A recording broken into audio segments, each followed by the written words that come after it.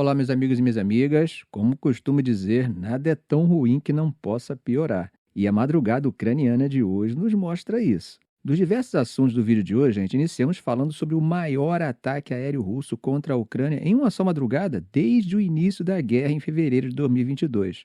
E claro, isso acabou gerando repercussões, como nos Estados Unidos, na Alemanha, em Roma e na Polônia, que acabou enviando seus caças para a região.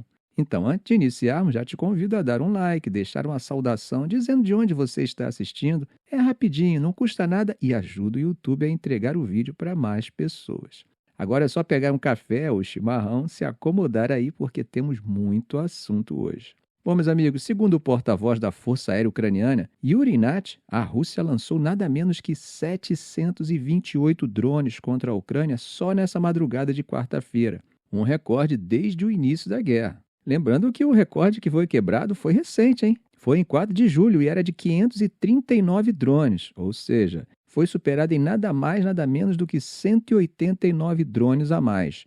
Isso acontece apenas algumas horas depois de Trump ter prometido enviar mais armas defensivas para Kiev e ter feito uma crítica a Putin, hein? Algo que não é muito comum vindo dele, né? Agora, gente, segundo o INAT, praticamente todos os drones foram abatidos, mas 6 mísseis hipersônicos acabaram atingindo alvos e causando danos que ainda não foram totalmente especificados. Isso foi o que ele disse. Gente, mas infelizmente houve vítimas, tá? Uma pessoa morreu no oeste da Ucrânia por conta dos destroços de um desses drones, que no caso, foram abatidos, enquanto mais 8 pessoas foram mortas na região de Donetsk, bem na linha de frente, atingidas por drones e bombas guiadas que, ao que parece, não foram abatidos. Moscou afirmou oficialmente que os ataques tiveram como alvo campos de aviação militar. Zelensky já reagiu, dizendo que esses ataques só reforçam a necessidade de sanções mais duras contra a Rússia. E ele incluiu aí também os países que continuam comprando petróleo russo, que, segundo ele, também deveriam sofrer com essas sanções. Bom, como vocês sabem, Zelensky está lá em Roma, para encontro diplomático e já se reuniu com o enviado americano Kate Kellogg e também com o Papa Leão, que se ofereceu para sediar conversas de paz no Vaticano. Segundo Zelensky, isso seria totalmente possível, mas até agora Moscou tem rejeitado essa possibilidade. O Trump, gente, em uma reunião de gabinete ontem, ele falou que Putin joga muita conversa fiada, é sempre muito simpático, mas no fim não significa nada. E quando perguntaram a ele que medidas tomaria contra Putin, ele respondeu apenas: "Eu não diria para vocês. Queremos ter uma pequena surpresa." Ele também comentou que está considerando apoiar um projeto de lei para impor tarifas de até 500% contra países que continuam comprando petróleo, gás, urânio e outros produtos russos. Agora, gente, na Europa, o chanceler alemão Friedrich Merz também falou logo depois do ataque dessa madrugada. Segundo ele, os meios diplomáticos para resolver a guerra, por enquanto, já se esgotaram. Merz disse ainda que a Alemanha vai seguir apoiando Kiev e prometeu levar uma proposta de novos sistemas de defesa aérea para a conferência em Roma nessa quinta-feira.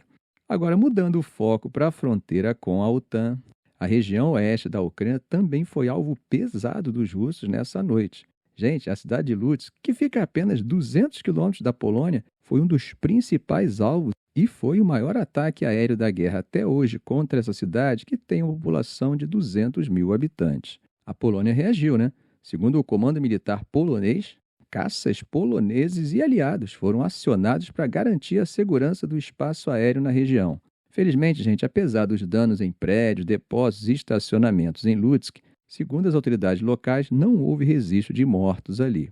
Segundo o governador da região de Volyn, só no espaço aéreo da região na madrugada havia nada menos que 50 drones russos e 5 mísseis.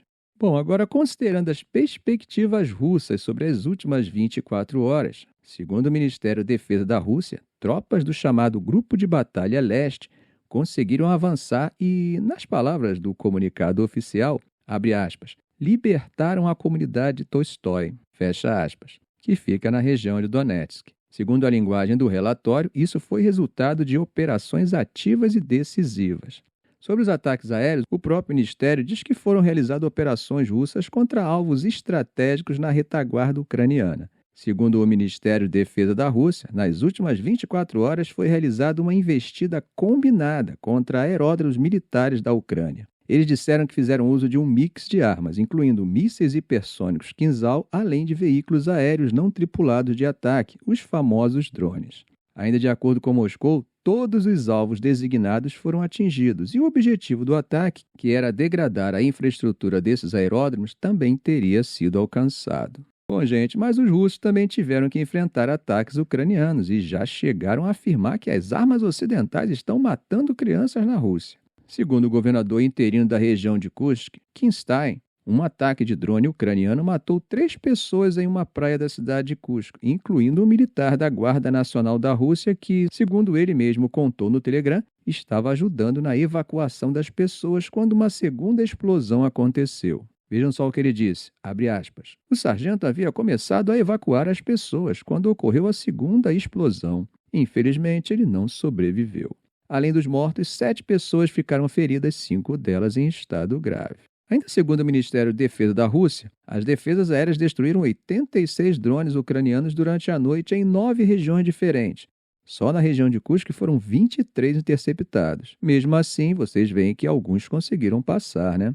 E não ficou só por aí. Um hospital de Rilice, mais perto da fronteira, também foi atingido, ferindo 2 pessoas, quebrando janelas e incendiando o telhado. A porta-voz do Ministério das Relações Exteriores da Rússia, Maria Zakharova, disse que aqueles que fornecem armas a Kiev precisam saber como elas estão sendo usadas para matar crianças. Bom, meus amigos, por falar em fornecimento de armas para a Ucrânia, apesar das promessas de envio de armas de defesa para Kiev pelos Estados Unidos, não está muito claro se os sistemas Patriot estarão incluídos nesse envio. E sobre isso, segundo documentos obtidos pela Bloomberg, o exército americano planeja gastar mais de 1,3 bilhão de dólares em interceptores do sistema Patriot no orçamento de 2026. E isso porque uma avaliação interna do Pentágono mostrou que hoje os Estados Unidos têm apenas 25% do estoque necessário para atender seus próprios planos de guerra. Os americanos já compraram mais de 2.000 mísseis PAC-3 MSE ao longo de 2024 e outros 214 esperados ainda esse ano.